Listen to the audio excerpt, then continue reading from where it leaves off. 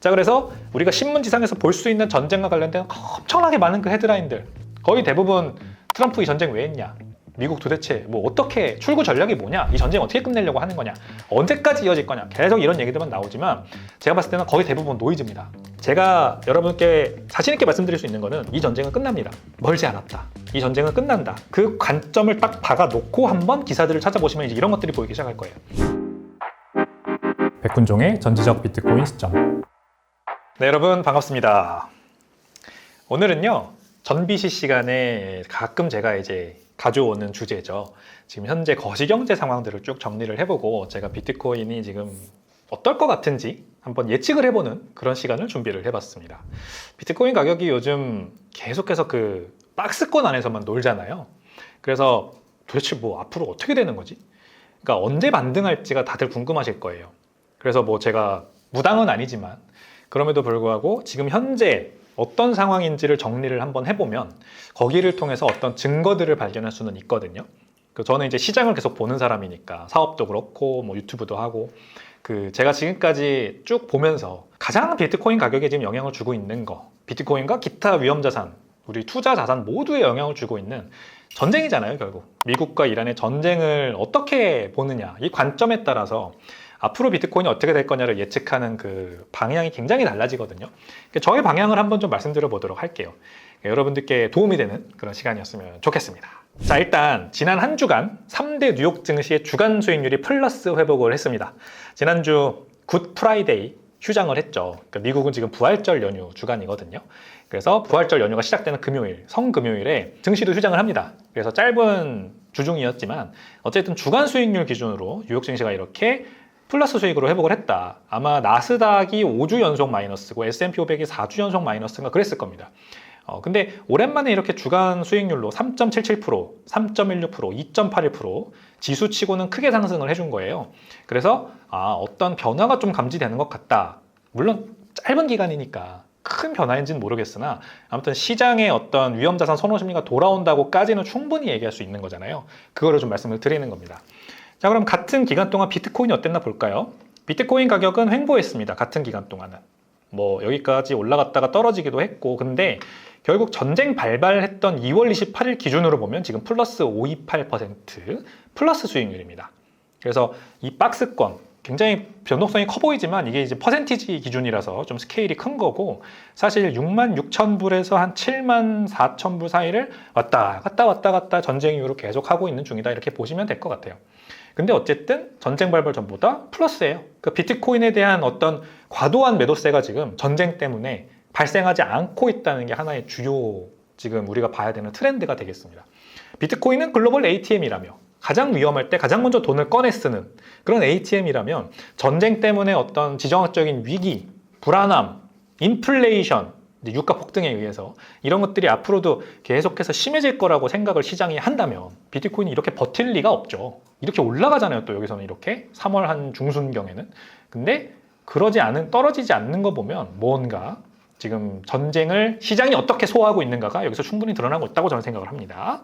자, 그다음 미국채 10년물과 2년물을 보면은 금리가 이렇게 계속 떨어지고 있죠. 그러니까 이것도 일주일 동안의 지금 금리 추세거든요. 증시와 같은 기간 동안 지난 일주일 동안 금리가 이렇게 한때 4.5% 가까이까지 올랐다가 10년물 같은 경우에는 4.3%까지 내려갔고요. 2년물도 4% 한때 뚫었어요. 이렇게 높이 올라갔다가 지금 다시 3.8%로 안정화되고 있는 중입니다. 지난 일주간 왜 그럴까? 그러니까 10년물, 2년물 금리가 모두 하향세라는 거는 지금 인플레이션에 대한 기대가 꺾이고 있다는 거거든요. 동시에 기준금리 인하에 대한 가능성도 커지고 있다는 걸 말하는 거죠. 그러니까 금리가 떨어지는 거예요. 자, 이것도 아무튼 우리가 반면교사 삼아가지고 앞으로 어떻게 될지를 좀 예상해보면 좋을 것 같습니다. 자, 그래서 이 세 가지를 다 총망라해보면 지금 시장은 전쟁발 인플레이션 우려가 조금 종식되고 있다라고 볼 수가 있는 거고, 동시에 연준의 기준금리 인하 가능성이 커지고 있다라고 보고 있다. 그게 모두 위험자산 가격의 상승, 비트코인 가격이 버티는 거, 그리고 금리 하향으로 나오고 있는 거다. 이렇게 지금 우리가 해석을 할 수가 있는 겁니다. 자, 일단 세 가지 이유를 제가 정리를 해봤습니다. 첫 번째 이유, 그러니까 왜 이렇게 지금 자산시장이 반응하고 있냐. 첫 번째 이유, 노동시장의 경색. 보시면 3월달 신규 미국의 고용이 17만 8천 개로 예상치를 상회했어요. 그래서 미국 경기가 뜨겁다, 이렇게 이제 결과가 나오긴 했는데 이게 2월 달에는 마이너스 12만 개인가? 이렇게 예상치를 훨씬 하회하면서 엄청난 경기 침체 시그널이 나왔었어요. 그래서 그것에 반등 개념이 있습니다. 반등한 지금 어떤 모습이 있습니다. 그래서 쭉 이렇게 과거부터 2022년부터 지금 신규 일자리가 미국에 어떻게 추세가 이어지고 있나를 보면은 확연히 상승세가 꺾인 거를 볼 수가 있어요.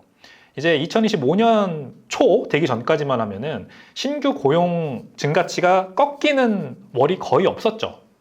없죠. 근데 2025년부터 하나 둘 나오기 시작합니다. 하나 둘 나오죠. 그리고 예상치를 훨씬 하회해서 그 신규 고용 증가치가 확 꺾여버리는, 그러니까 오히려 마이너스, 일자리가 없어져 버리는 월들도 많이 나오기 시작하고, 그 다음에 신규 고용이 늘어나는 월이 와도 이렇게 과거 대비해서는 훨씬 낮은 수준으로, 그래서 신규 일자리 예상치가 상회했으나 상승세가 확연히 꺾인 걸 지금 확인할 수가 있습니다. 이게 바로 노동시장 경색을 보여주고 있는 것이죠. 그러니까 회사들이 많이 뽑지도 않고 그렇다고 많이 해고하지도 않는, 오도가도 못하는 그런 상황이 미국 경기에 그대로 지금 드러나고 있는 거다, 이렇게 보시면 돼요. 자, 그러면은 실업률을 볼까요?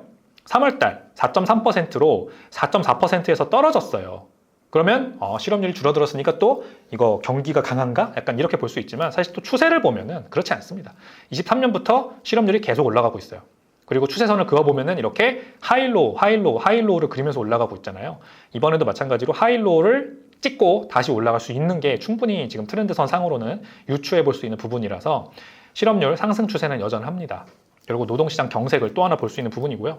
자, 그 다음 평균 시급 증가율도 뚜렷한 하향세. 그러니까 2026년 3월 기준으로 작년 동기 대비해서 3.5%밖에 안 늘었어요. 이것도 계속 줄어들고 있는 거죠. 5.75%에서 쭉. 그러니까 임금이 늘어나지 않고 있다. 그러니까 고용도 늘어나지 않고 있고 임금도 늘어나지 않고 있고, 결국 우리 고용주들 입장에서 봤을 때는 지금은 그냥 버티는 시기다. 그렇다고 사람을 너무 급하게 줄이기에도 부담스럽고, 그러니까 지금 오도가도 못하고 그냥 현상 유지만 하고 있는 상황이다, 이렇게 보시면 되겠죠. 결국 이게 노동시장 경색의 하나의 이제 단면이죠. 그러다 보면은 연준 입장에서는 노동시장이 경색되는 사인만 보여도 뭔가 빨리 선제 조치로 부양을 해야 된다라는 얘기가 연준 위원들 사이에서도 나오게 되는 겁니다.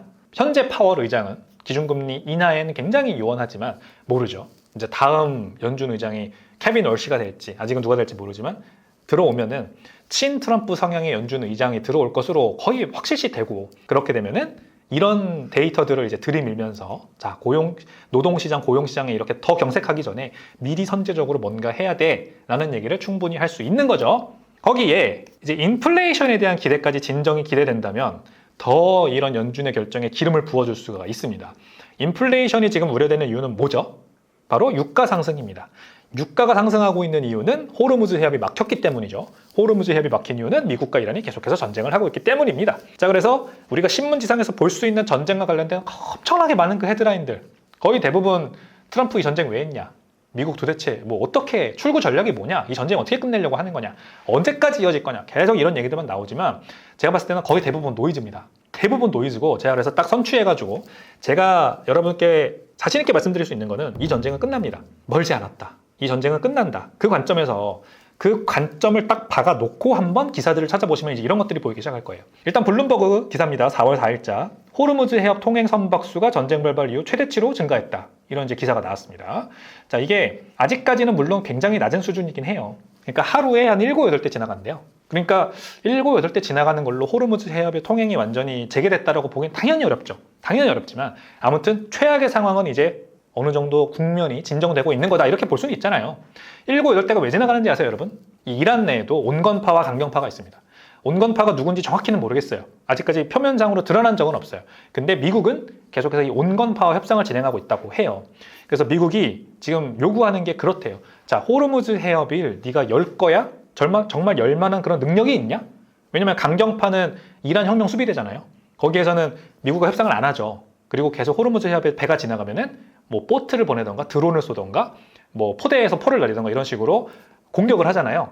그래서 이 온건파를 테스트를 해본대요.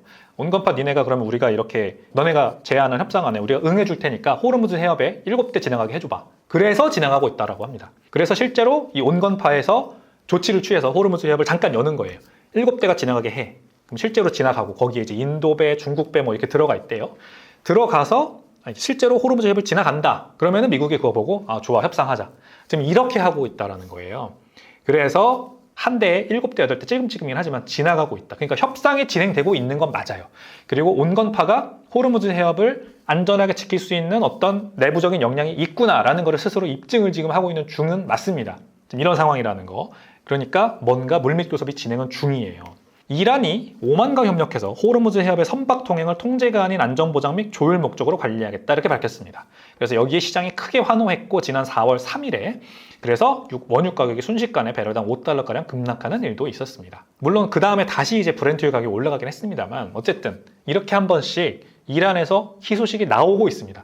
없었죠. 그동안은 2월 28일부터 3월 중순 말까지는 이런 소식 자체가 없었고 이란은 강경세, 미국도 강경세 계속 이렇게 강대강으로 맞붙기만 했는데 이런 헤드라인이 나와요. 이제는. 그리고 그럴 때마다 시장이 환호를 합니다. 그러니까 앞으로 빈도수가 더 잦아질 수 있다라는 말씀을 드리는 거예요. 이런 환호, 그 다음에 헤드라인, 좋은 헤드라인 나오는 거. 자, 이게 계속 나올 수밖에 없는 게 실제로 미국이 이제 전쟁이 얼마 안 남았다고 계속 얘기를 하고 있어요.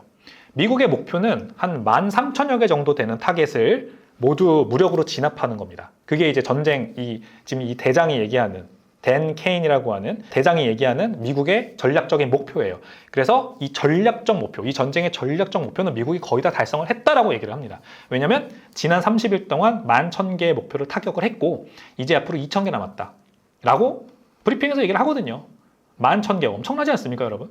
이란에 있는 목표 거의 대부분 군사시설, 핵, 우라늄, 발전시설 이제 이런 것들이에요. 그래서 군사시설도 이란 혁명수비대에 관련된 군사시설들을 주로 타격을 했고요. 그 다음에 핵발전시설도 이란 내 전기 공급이나 발전하는 곳을 타격한 게 아니라 핵, 오로지 미국의 전략적 목표는 핵입니다. 이란이 핵을 못 가지게 하고 그 다음에 이란이 이미 만들었다는 것으로 알려지는 4,000km를 날아가는 그 대륙간 탄도미사일. 그래서 유럽에 있는 대부분의 주요 거점 도시들에도 전부 핵탄두를 실은 로켓이 날아갈 수 있는 그 기술을 이란이 갖고 있거든요. 그래서 그런 기술들을 원점 타격하는 거. 대륙간 탄도미사일 타격. 그 다음에 이란 혁명수비대 관련 군부대. 요것들을 타격하는 게 주요 목표예요. 이게 11,000개가 지금 날아간 겁니다. 앞으로 2,000개 남았다고 해요. 그러니까 2,000개 다 때리면 이제 나올 거예요. 아마 미국은. 이렇게까지도 생각할 수 있는 거고. 자, 실제로 전쟁부 장관 피터 헤그세스 뭐라고 합니까? 호르무즈 해협에 관한 거를 이제 기자들이 계속 물어보죠. 마치 미국의 전략적 목표에 호르무즈 해협을 오픈하는 게 들어가 있는 것처럼 다들 그거 우리가 기대하고 있으니까 지금 미국이 호르무즈 해협을 어떻게 열까? 호르무즈 해협 어떻게 열릴까? 이게 다 초미의 관심사인데 계속 지금 트럼프도 그렇고 헤그세스 장관도 그렇고 다 지금 미국의 주요 백악관 인사들이 그렇게 얘기하는 거 아세요? 호르무즈 해협은 미국만의 과제가 아니야. 그러니까 미국의 전략적 목표는 이미 달성됐고 호르무즈 해협을 여는 거는 우리의 전략적 목표가 아니다. 지금 이 얘기를 계속 하고 있습니다. 그러니까 이게 무슨 말인지 잘 생각을 해봐야 돼요. 호르무즈 해협을 열 때까지 미국이 안 나오지 않을 거예요. 미국은 그냥 자신들의 전략적 목표를 달성을 하면 나올 겁니다. 그리고 호르무즈 해협을 여는 거는 아마 유럽이나 아니면 아시아의 선진국들, 우리나라 포함해서 이런 곳들에 남겨놓을 가능성이 커요. 어떻게 남겨놓냐? 이제 자신들이 협상을 하고 있는 이란의 온건파와 너네가 협상을 해서 어떻게든 열어라. 이렇게 될 가능성이 큽니다. 그러면 여러분 거기에서 다시 한번 제3차 중동전쟁으로 번져서 이제는 유럽과 이란의 남은 이제 온건파 또는 강경파 이후로 남아있는 잔당 세력이 또 싸울까요? 저는 그렇게 보지 않습니다. 거기에선 어떤 식으로든 협의가 일어나겠죠. 지금 그래서 이란의 혁명수비대가 호르무즈 해협을 지나가는 선박에다가 이제부터 20억씩 받겠다. 정확히는 2밀리언 달러죠. 200만 불 받겠다. 그래서 우리나라 돈으로 현재 환산하면 환율이 높으니까 30억 원 넘잖아요. 이 30억 원을 이제부터 배들이 지나갈 때마다 내야 된다라고 하는 게 이란 혁명수비대 협상 아니에요. 근데 이거를 유럽이 못 받아들일 거, 미국은 당연히 지금 안 받아들이고 있고 사실 호르무즈 해협은 본인의 관심사가 아니니까 그냥 놔둘 건데 그럼 앞으로 이제 미국과 이스라엘이 전쟁 끝내고 유럽과 우리나라와 기타 아시아 국가들과 호르무즈 해협을 공동 관리하는 차원에서 그 이란 혁명수비대 협상을 해야 된다면 30억 원 저는 받아들일 수 있다고 봅니다. 어떻게든 협의가 날 거다. 그거를 깎든 그대로 받아들이든 어쨌든 호르무즈 해협은 저는 열릴 거라고 생각을 해요. 이런 보도도 있어요. 30억 원을 선박들이 내는 거 당연히 불가능하죠. 하지만 그만큼 보험료가 엄청 싸질 거래요. 실제로 호르무즈 해협을 이제 통행할 수 있게 되면 30억을 내고서라도 통행하는 배들이 늘어날 거라고 합니다. 실제로 30억을 내야 된다 하더라도. 근데 그걸 이란이 다 가져가게 당연히 그 유럽 국가들이나 다른 열강들이 두지 않겠죠. 나눠 갖거나 뭔가 이런 딜을 해가지고 협의를 할 것으로 저는 보고요. 자, 그래서 호르무즈 해협은 어떻게든 열릴 거다. 미국은 빠질 거다. 그 기대를 시장이 지금 그대로 드러내고 있는 게 뉴욕 증시의 오랜만에 주간 상승, 그 다음에 금리 떨어지고 있는 거, 비트코인 가격이 버티고 있는 거, 이게 다 지금 보여주고 있는 거라고 저는 봐요. 그러니까 전쟁 종료 얼마 멀지 않았습니다, 사실상 여러분. 그리고 세 번째 가장 중요한 건데, 지금 어쨌든 시장은 자, 전쟁이 끝나도 인플레이션이 계속 이어지고 그러면서 경기 침체까지 오고 기업 실적 악화되고 이러는 거 아니야? 지금 이거 걱정하는 거잖아요. 근데 시장이 forward thinking, 앞을 내다보고 있는 지금 방식은 뭐냐면, 야, 아니야. 사실상 유가가 많이 높아지긴 했지만 AI랑 테크 쪽 기업 실적은 양호할 것 같아, 이런 기대를 하고 있어요. 그래서 얼마 전에 나온 뉴스입니다. 3월 31일 코어위브라고 하는 AI 데이터 센터 인프라 기업이 무려 85억 달러 규모의 대출에 성공했다고 합니다. 그거를 메타에서 뒤를 빚 보증을 해줬다고 해요. 그러니까 이런 회사들은 돈이 없는 게 아닙니다. 그리고 시장도 돈이 없는 게 아니에요. 시장도 돈이 많고 어딘가로 돈이 가야만 한다면 아직도 AI 테크 쪽으로 가야 된다고 지금 믿고 있어요. 그러니까 이런 85억 달러면요, 여러분, 환율 1,000원으로 잡아도 8조 5천억 원이에요. 이런 거대한 자금을 이런 단일 기업 하나가, 코어위브라고 하는 기업이 대출에 성공할 수 있었다는 거는, 물론 메타가 뒤에 서 있긴 하지만 엄청난 뉴스입니다, 사실상. 시장이 전혀 지금 AI 기반 시설 투자에 두려워하지 않고 자금을 쏟아붓고 있다는 얘기잖아요. 그러니까 아마 미국이 전쟁에서 이제 나오고, 그 다음에 호르무즈 해협이 어떻게든 합의가 돼서 다시 선박들이 지나다니기 시작하고, 그 다음에 위험자산 손실가 돌아오면은 제 생각에는 AI 테크 발 상승 랠리가 다시 한번 시작될 수 있다라고 저는 충분히 예상할 수 있다고 봅니다. 자, 그 증거 또 하나 알려드리면, 대한민국 반도체 수출이 역대급 호황입니다. 이 X상에서 굉장히 활발하게 활동하는 계정이죠. 코베이시 레터라는 거. 여기에서 한국의 경제에 대해서 이렇게 지금 긴 트윗을 달았어요. 3월 수출이, 우리나라 3월 수출이 전년 대비 41.9%나 급증했고, 이게 거의 반도체 수출이 담당을 하고 있습니다. 글로벌 AI 수요 폭발에 의해서 반도체 수출이 여전히 잘 지금 늘어나고 있는 거고, 이 그래프 보세요, 지금 여러분. 전쟁이 발발한 이후에도 반도체 수출이 이렇게, 지금 이 공중전화 박스 색깔 그래프입니다. 2월에도 역대급 호조였지만 3월에도 크게 상승을 하고 있습니다. 151.4% 폭등했고요. 사상 최대치입니다. 반도체 수출 대한민국 역사 사상 최대치 328억 불 3월 달에 달성을 했어요. 대중 수출이 무려 64% 증가했고요. 이게 08년 금융위기 이후 최고치고요. 대미 수출도 47%나 증가를 했습니다. 물론 미국에 있는 데이터 센터들, 아까 보여드린 코어위브 같은 곳들이 이제 데이터 센터 인프라를 지어야 되니까 반도체를 많이 사오겠죠. 우리나라 삼성전자, SK하이닉스에서. 근데 중국도 지금 이란산 원유 못 받아가지고 경제가 좀 휘청휘청하고 있다고 하지만, 그거는 이제 굉장히 단편적인 시각인 거고, 중국도 이 AI 관련 인프라 투자에 엄청난 돈을 쏟아붓고 있거든요. 국가적으로, 민간 경제적으로. 그러니까 우리나라 반도체가 당연히 많이 가죠. 중국은 뭐 자체 반도체를 만들기도 하지만 그보다 더 높은 고대역폭 메모리 반도체는 여전히 대한민국 2개, 삼성전자, SK하이닉스가 최고거든요, 기술적으로. 그러니까 AI 데이터 센터 경쟁에서 미국을 이기고 싶은 중국 입장에서는 많이 수입을 하는 거죠. 08년 금융위기 이후 최대치. 우리나라가 굉장한 기회에 지금 길목에 놓여 있어요. 사실상 한국 경제 너무 반도체에 치중하고 있는 게 물론 안 좋긴 한데, AI 수요 폭발로 인해서 한국이 완전히 전화위복의 기회를 지금 얻고 있다. 전쟁에도 불구하고 엄청난 수출을 하고 있다. 근데 우리는 이제 투자하는 사람들 입장에서 이제 봐야 되는 거는 결국, 이게 AI 수요 폭발, 아직까지 전쟁 우려에도 불구하고 꺼지지 않고 있구나. 이거에서 이제 힌트를 찾으면 되겠죠. 자, 그래서 제가 봤을 때 전쟁 우려는 끝난다. 그리고 그 전쟁 우려가 이제 앞으로 모르겠어요. 미국이 또 쿠바, 그 다음에 그린란드 뭐 이런 쪽으로 또 확산을 하면은 미국 이란 전쟁이 시즌2, 시즌3가 나올 수 있지만, 사실상 트럼프 행정부는 지금 자국 이슈로 많이 어텐션을 돌리고 있거든요. 그게 이제 요즘 트럼프 대통령의 언급에 많이 나와요.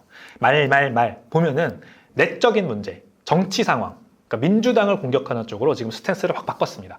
그러니까 적을 더 이상 외부에 두지 않고 안에 두는 것으로 지금 스탠스를 바꾼 거죠. 그러면 이제 어느 정도 지금까지 한 달 동안 있었던 전쟁 관련 이슈보다는 미국 내부 정치 상황에 많은 헤드라인이 등장할 것으로 저는 예상을 합니다. 그래서 이제 미국도 올해 말에 중간선거 있잖아요. 이 중간선거 전에 트럼프 대통령 그리고 공화당 입장에서는 민주당을 헐뜯어서 최대한 많은 의석을 확보하려고 하는 그런 전략으로 하지 않을까. 그러면 우리가 2월, 3월 동안 굉장히 귀찮았던, 그동안 주말마다 뭔가 뭐 전쟁 관련된 새로운 뉴스가 나와가지고 계속 가격 떨어지고 이런 일들이 많았는데, 이제 이런 일들은 한동안은 좀 사그라들지 않을까, 그렇게 좀 생각을 해볼 수 있는 거죠. 자, 모든 게 다 예상입니다. 예측입니다. 하지만 어쨌든 나온 데이터를 가지고 인사이트를 분석을 해보면 지금 현재 이런 결론이 도달 가능한 거는 분명 사실이고요. 그래서 하락장이라는 거는 언젠간 끝나고 그 하락장에 영향을 미치는 여러 가지 거시경제 변수들도 결국 반전되기 마련입니다. 자, 어쨌든 그로 인해서 투자 심리가 다시 양호하게 좋아지는 거, 이거를 제가 충분히 예상해 볼 수 있다는 말씀 드리면서 영상은 마무리하도록 하겠습니다. 어때요? 좀 도움이 되셨나요? 너무 비관적으로만 보지 마시고 낙관적인 스탠스를 가지는 것도 우리 투자에 성공하는 데 굉장히 중요합니다. 제 영상 보시고 낙관적인 생각을 할 수 있게 됐다, 미래를 좀 희망을 갖게 됐다 라고 하신다면 구독, 좋아요 눌러주시면 감사하겠습니다. 알림 설정까지 해주시면 더 좋고요. 자, 저는 다음 시간에 더 재밌는 내용으로 찾아오겠습니다. 감사합니다.